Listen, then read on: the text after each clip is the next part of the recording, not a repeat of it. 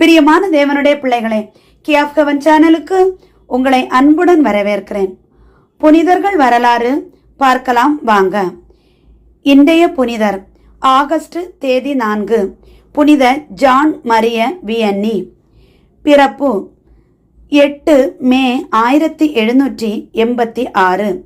இறப்பு 4 ஆகஸ்ட் 1859. குருப்பட்டம் 1815. புனிதர் பட்டம் 1925.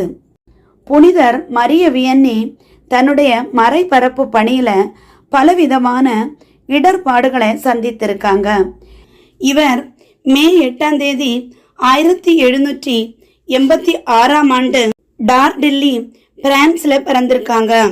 இவருக்கு குருப்பட்டம் 1815 கிடைத்துள்ளது.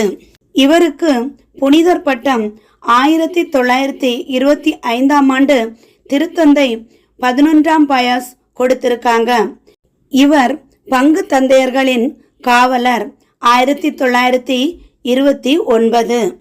பெல்லே என்ற மறை மாவட்டத்தில் இருந்து ஆர்ட்ஸ் என்ற கிராமத்தில் பல ஆண்டுகள் மறைப்பணியை ஆற்றியிருக்காங்க.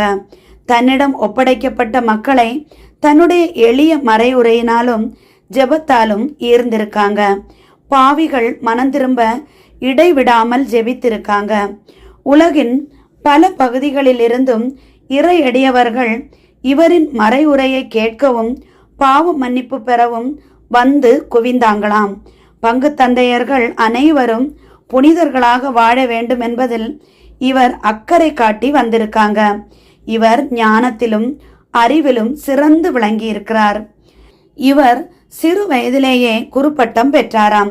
கடுந்தவம், ஜெபம், அயராத உழைப்பு இவைகளில் மிகவும் நம்பிக்கை வைத்திருந்தாங்களாம். இதனால் தன் பங்கு மக்களிடையே நிலவிய அநீதிகளை எளிதாக நீக்கினாங்களாம்.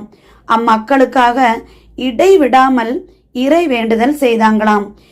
திருப்பலி முடிந்தவுடன் ஒவ்வொரு நாளும் பல மணி நேரம் பாவ மன்னிப்பு தொட்டியில் அமர்ந்து பாவ மன்னிப்பு வழங்குவாராம்.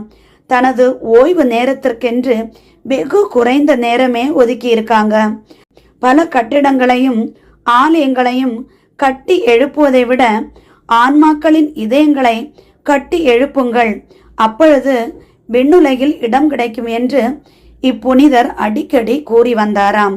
புனிதர் வியன்னி ஆகஸ்ட் மாதம் 4 தேதி 1859 ஆர்ட்ஸ் பிரான்ஸ்ல இறந்திருக்காங்க.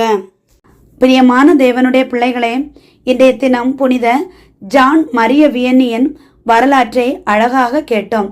இதை கேட்டவுடன் நமக்குள்ளேயே நாமும் இப்படி வாழ்ந்தால் என நினைக்க தோன்றுகிறதல்லவா? ஆண்டவர் நாம் அப்படி வாழ நம் அனைவரையும் ஆசீர்வதித்து காப்பாராக. ஆமேன்.